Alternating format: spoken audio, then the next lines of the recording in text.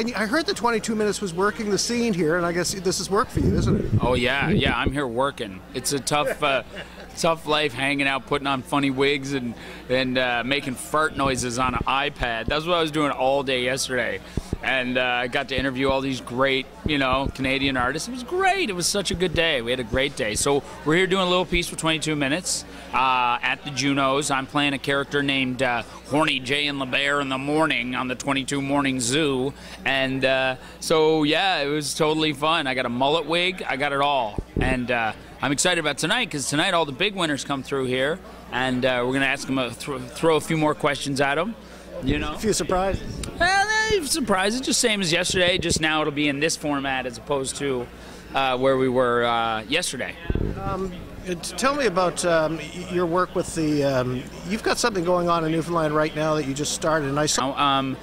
In my hometown that I grew up in Burlington, Newfoundland, which is population 350 on the northern part of the island, northwest part of the island. It's in the central region, I guess they call it, but it's not central. It's right on the ocean, and.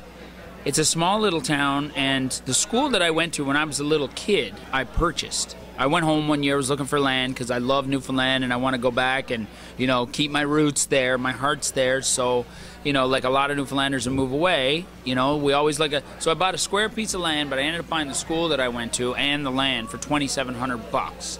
Now, you buy that land. I didn't know what I was going to do with it. I was sitting on it for a while. I wanted to do a documentary film or something about building something on it, like a green, off-the-grid house, do like sustainable development, that kind of thing.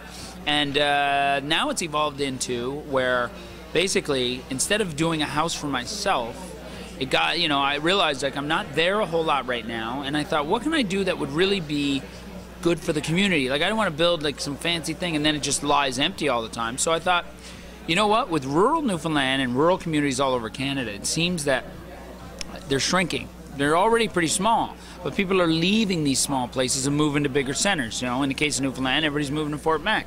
Now, Fort Mac is actually doing very well lately. Like, yes, people make a bunch of money, but it's not really usually, like up till about 5 years ago, it was guys going and working in camps. You know what I mean? And that was it. Now they're having families and they're going to schools. Their kids are going to school, and they're actually taking shape, and it's a real place. So, but I think all Newfoundlanders love home so much, and I thought, because I love that place so much, I want to bring as many people as I can to share that place with as many people as I can. So what it's evolved into now is it's transformed into me building my own little place. To the fact is, in that community and surrounding communities, there's nowhere to stay and nowhere to eat when travelers come through. So why don't I build something that has rooms that people can rent, and there's great restaurant there, and make a place for accommodation, because I'm sick and tired of people coming through and going, oh, this is nice. Okay, let's get on the bus and go back to Grand Falls or wherever they're going. So I'm basically building now the dream is eventually to build this 5-room Ecolux Lodge with a really high-end kitchen, as well as individual cabins that are extensions from the main lodge. And then we're also, the first thing we're actually doing is we're building a greenhouse in the town that will be able to provide vegetables for the community. We'll be able to sell vegetables in the region. All that money goes back into the community and supports the overall sustainability of the project.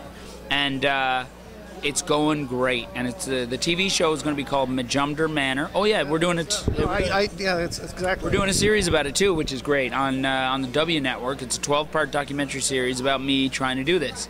So all these dreams are being set in motion, and they're actually taking hold. It's amazing. It's like you think of something and you have a dream and you put some energy into it and you surround yourself with the right people.